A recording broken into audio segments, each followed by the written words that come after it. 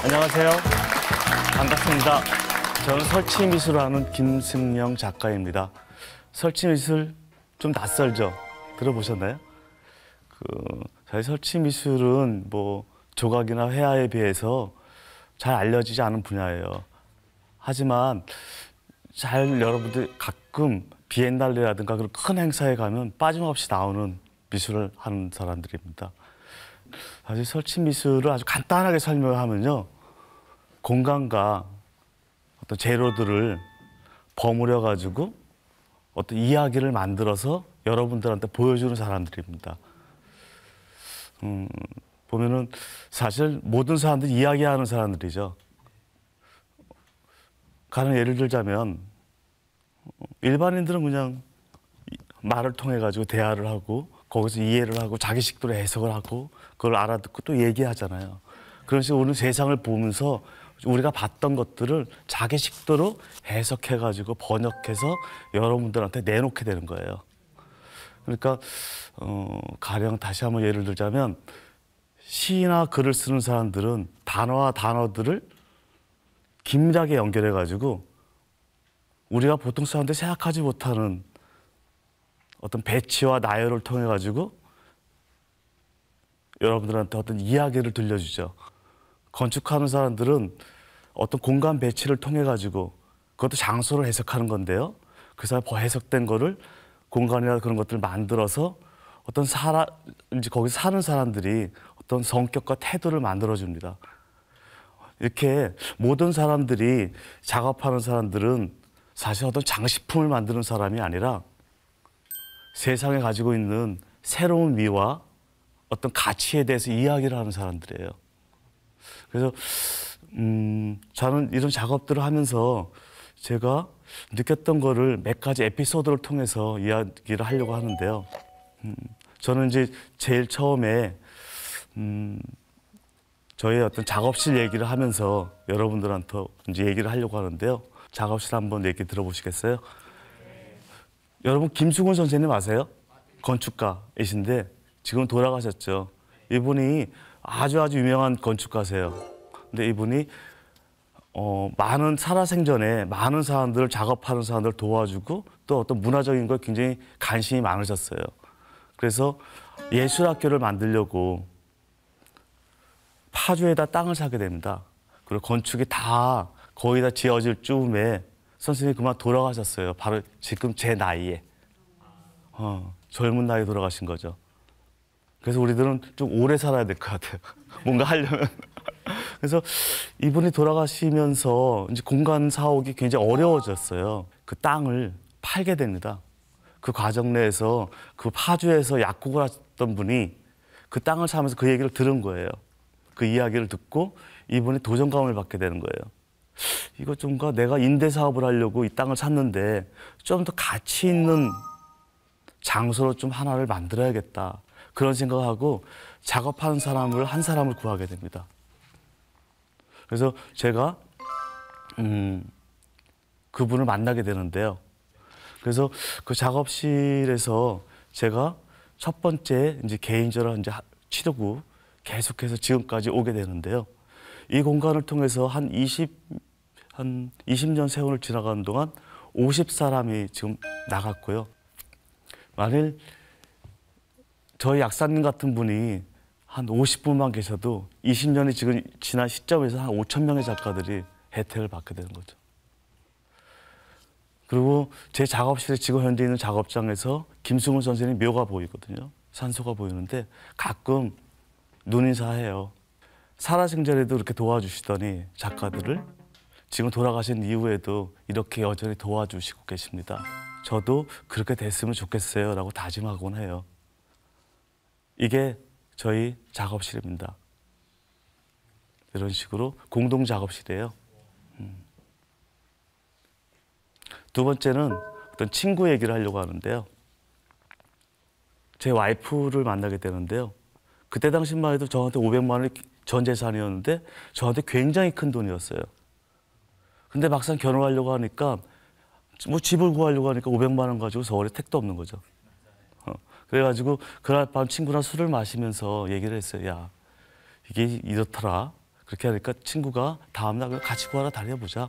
경기도에 가면 있겠지. 했는데 다음날 아침에 일어났는데 친구가 은행을 몇 군데를 돌고 왔어요.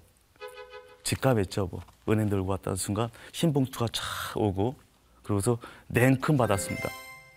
그래서 제가 일산에다가 집을 구하게 됐는데요. 요번에 조건이 하나도 없었어요.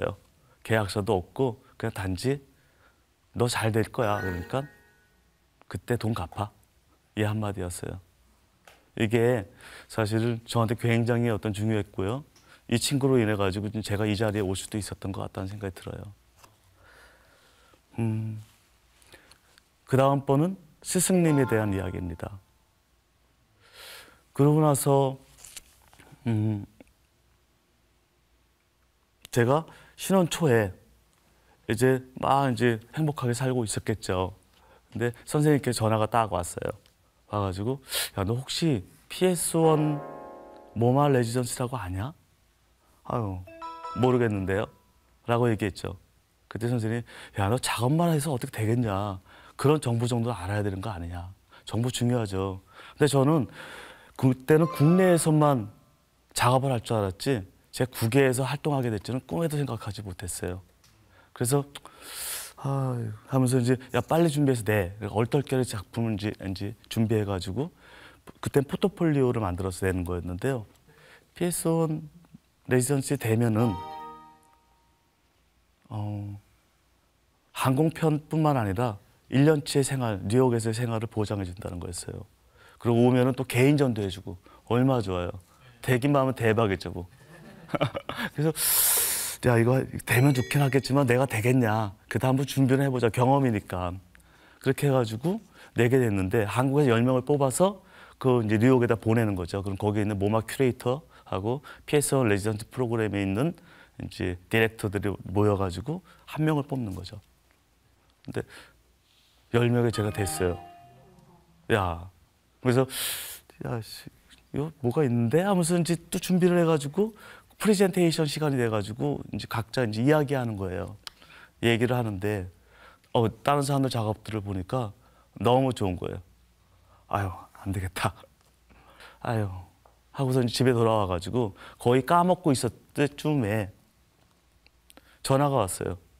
제가 됐다는 거예요. 그래서 너무너무 야 이게 꿈이자 생시하는 기분으로 한번 내봐라 했던 분한테 전화를 했어요. 그분이 지금 경희대 교수님이 되셨는데 전화하니까 그분이 제 얘기를 딱 듣더니 아무 할 수 없이 그냥 역시 그냥 그 한마디였어요. 그게 저한테는 너무너무 울림이 컸어요. 그래가 지금도 힘들 때는 그 선생님의 말씀 역시 이 한마디 하면서 열심히 살아가고 있죠. 지금은 뭐 스승님이 굉장히 귀한 시대가 돼버렸는데 저한테 그런 분이 계세요. 자랑하고 싶어서 얘기를 한 거고요. 다음은 제가 갔었던 PS1 모마 아까 얘가 됐다는 이 공간입니다. 그때 뭐 배낭여행 했던 거 외에는 아무런 경험이 없는 제가 뉴욕에 가게 된 거예요. 언어 잘 못해요. 사실 굉장히 고통스러운 기간이기도 했어요. 근데 이럴 때 오히려 엔돌핀이 돌면은 굉장히 많은 걸 얻어낼 수가 있죠. 근데 제가 이 뉴욕을 얼마나 열심히 다녔냐면은 보고 싶어서 새로운 세상을 보고 싶어가지고 신발 2컬레가 다를 정도였다니까요. 1년 동안. 근데 딱 한 군데 가보지 못한 곳이 있었어요.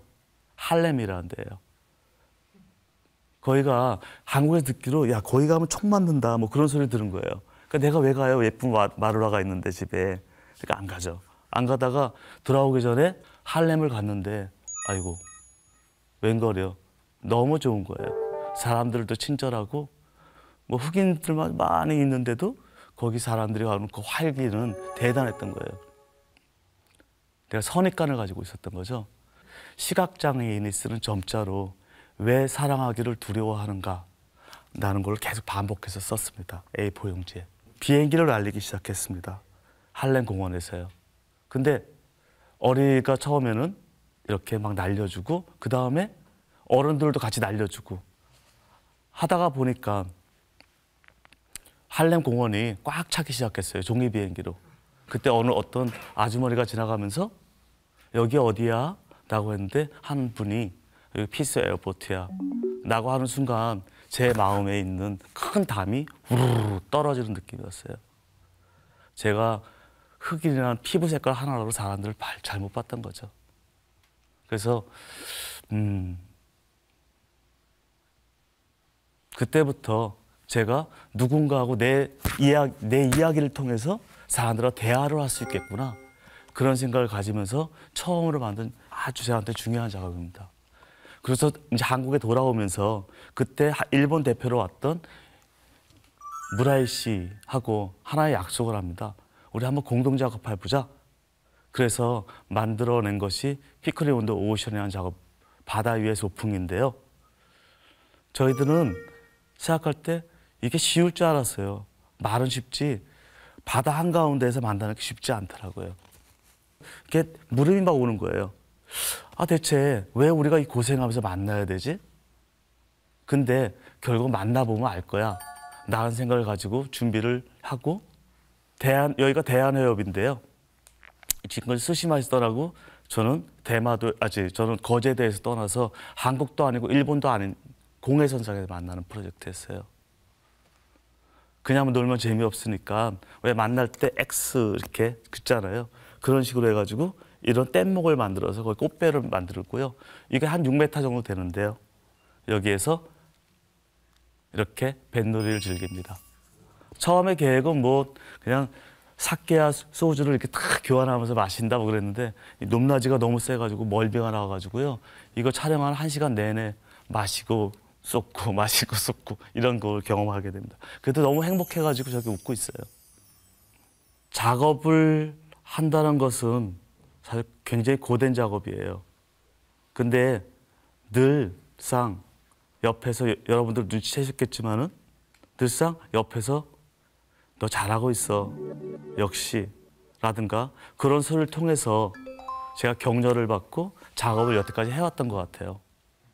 근데 그동안 많이 만나왔던 이런 사람들을 영화 크레딧 올라가는 것처럼 좀 나열을 하게 됩니다. 근데 영화랑 크레딧하고 좀 다른 것은 영화는 올라가잖아요, 자막이. 근데 이거는 물처럼 쭉 흐르듯이 내려오게 하고 그 다음에 앞으로 만날 사람들 저기다 다 이렇게 쓰게 되는 평생 하는 작업입니다.